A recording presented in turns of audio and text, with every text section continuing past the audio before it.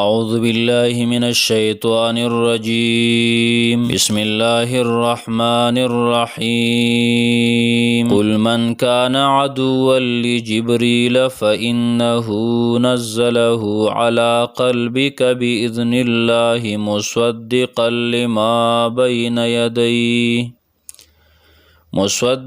لما بين يديه وهدى وبشرى للمؤمنين.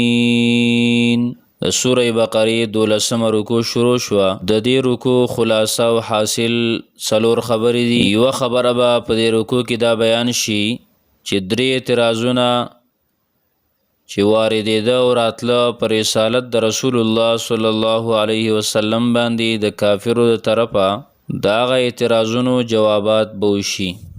یو اعتراض فقل من کان عدوا لجبریل سره د هغې جواب به وشي. د دویم اعتراض جواب به واتبعوا ما تتلو الشیاطین علی ملک سلیمان سره وشي. او د دریم اعتراض جواب به وما کفر سلیمان ولکن الشیاطین کفروا سره وشي. نو دا درې اعتراضات چې د نبی علیه الصلاۃ والسلام په پیغمبرۍ او په رسالت باندې کافرو کړیو د هغې جوابات به وشي. دویمه خبره په دې رکو کې به زجرونه وي، رټنې به یې پکې د هغه چا دپاره چې قرآن نه مني، هغه چا دپاره چې پیغمبر نه مني. دریمه خبره صداقت د قرآن به بیان شي، قرآن کریم رښتونوالی او د هغې صداقت. ولقد انزلنا الیک آیات بینات سره. او څلورمه خبره صداقت د پیغمبر صلی الله علیه وسلم د نبی علیه السلام رښتونوالی به بیان شي. ولما جاءهم رسول من عند الله مصدق لما معهم دی آیت سره. نو اوله خبره د هغه اعتراضاتو شبهاتو جوابات چې کوم د رسول الله صلی الله علیه وسلم پر رسالت باندې شوي نو پای کې اولنی اعتراض او د هغې جواب قل من کان عدوا لجبریل سره بیان شوی دی. کافرانو اعتراض دا وکړه، نبی علیه الصلاۃ والسلام ته وی اے محمد صلی الله علیه وسلم ستا خبره موږ منلې وې، خو چونکې تا ته چې څوک وحی راوړي قرآن درته راوړي نو هغه زموږ دشمن دی.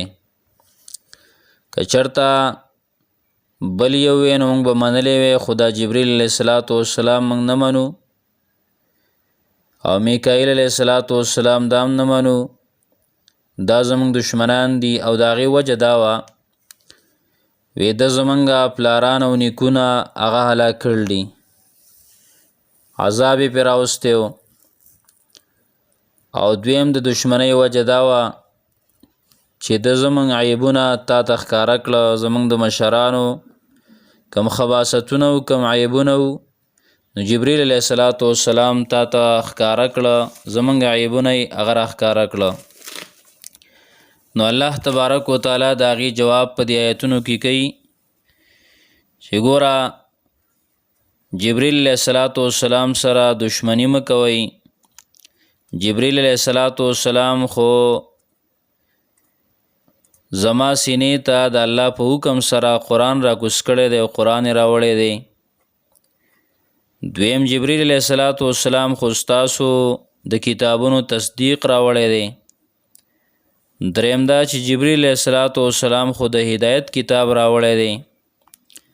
څلورم دا چې جبریل علیه الصلاۃ والسلام خو زیری راوړی دی.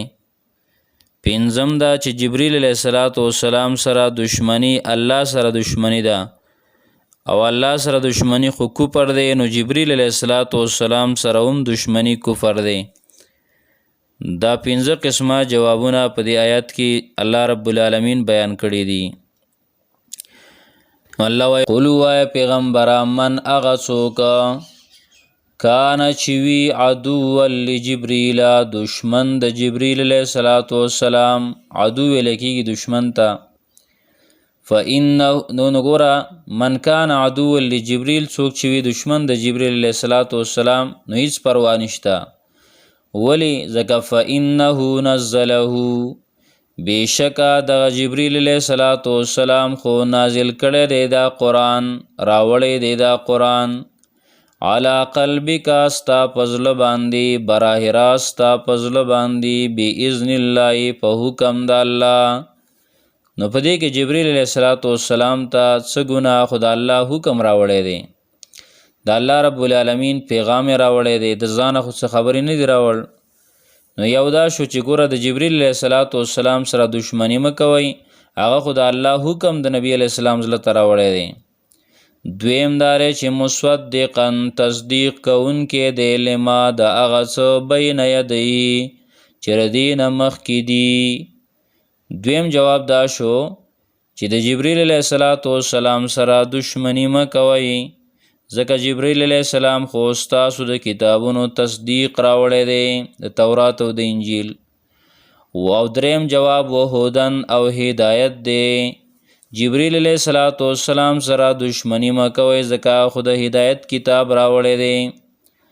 او څلورم جواب وبشرا او زیری دی للمؤمنین د مؤمنانو دپاره، یعنی د جبرئیل علیه السلام سره دشمنی مه کوئ، هغه خو د زیری کتاب راوړی دی، مؤمنانو له زیری دی. نو پنځم جواب من هغه څوک کانه چې وي عدوا لله دشمن د الله تعالی و ملائکته او د ملائکو د الله و رسوله او د رسولانو پیغمبرانو د الله و جبریل او د جبریل علیه السلام و میکال او د میکائیل علیه السلام. فإن الله نو یقینا الله تعالی عدو للکافرین دشمن دی د کافرانو. دا پنځم جواب شو چې د جبریل علیه السلام سره دشمنی مه کوئ، ځکه جبریل علیه السلام سره دشمنی د الله سره دشمنی ده، او الله سره دشمنی خو کفر دی. نو جبریل علیه السلام سره دشمنی کول دام کفر دی. ولقد انزلنا الیک آیات بینات، دا اوس صداقت د قرآن رښتینوالی او تصدیق او زجر او رټنه الله رب العالمین بیانوي چې څوک قرآن هغه نه انکار کوي. الله ولقد او یقینا انزلنا مونږ نازل کړي دي الیک تا ته پیغمبره آیات بینات آیاتونه واضحه وما یکفرو او کفر نه کوي بها فدی باندې الا الفاسقون مگر نافرمانه. دا زجر شو وما یکفرو بها الا الفاسقون رټنه شوه. او کلما عاهدوا عهدا دا اوس بل زجر. او کلما آیا هر کله عاهدو چې دی وعده وکي عهدا یو وعده یو لوز وکي یو لوز نبذه نو غرزی اغی لرا فریق منهم یو ډله د دیونه بل اکثرهم بلکې زیاد د دیونه لا یؤمنون ایمان نه راوړي.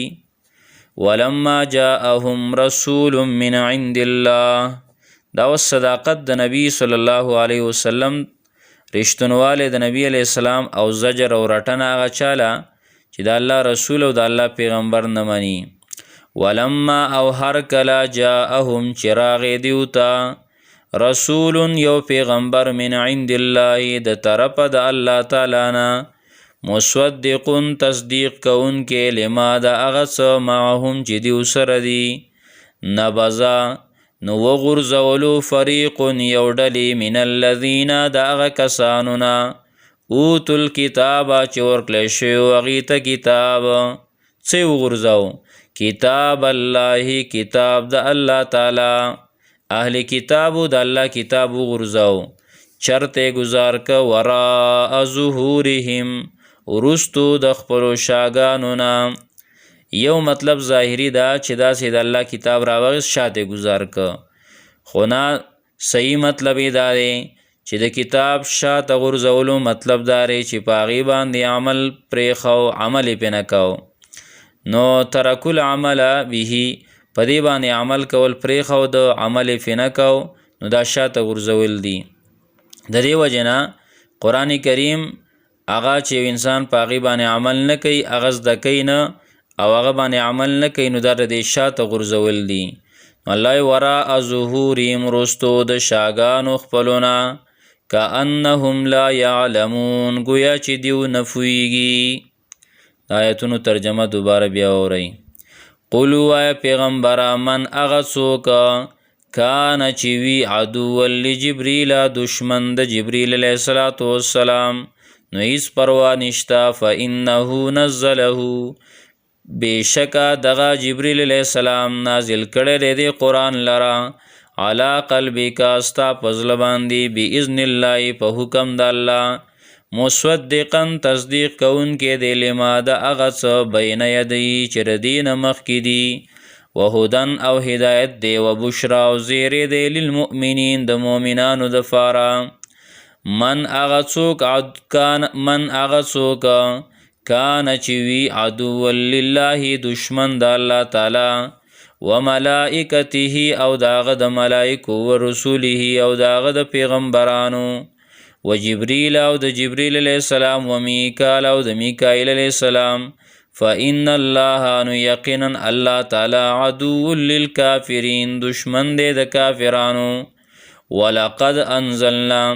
ولقد او یقینا انزلنا من نازل کړي دی الیک تا ته پیغمبره آیات بینات آیاتنا بالکل واضحه وما یکفر بها او کفر نه کوي په دې باندې الا الفاسقون مگر نافرمانه او کلما آیا هر کله عاهدو چې دی وعده وکي عهدا یو وعده نبذه نو غرزی هغې لره فریق منهم یو ډله د دیونه بل اکثرهم بلکې زیات د دیونه لا یؤمنون ایمان نه راوړي ولما او هر کلا جاءهم چراغ دیو ته رسول پیغمبر من عند الله د الله تعالی د طرفنا مصدق تصدیق کون کې لما د اغسا معهم چې دیو سره دی نبذانو اغرزو فریق یوډلی من الذین دا کسانونا اوتو الکتاب چورکلی شوی دی ورته کتاب الله کتاب د الله تعالی وراء ظهورهم ورستو د خپلو شاګانو نه کأنهم لا یعلمون گویا چې دیو نه پوهیږي یا کأنهم لکه چې دیو لا یعلمون نه پوهیږي لکه چې دیو سره پوهیږي نه داسې د الله کتاب شاته وغورځو سبحان الله وبحمده سبحانك اللهم وبحمدك اشهد ان لا اله الا انت استغفرك واتوب الیک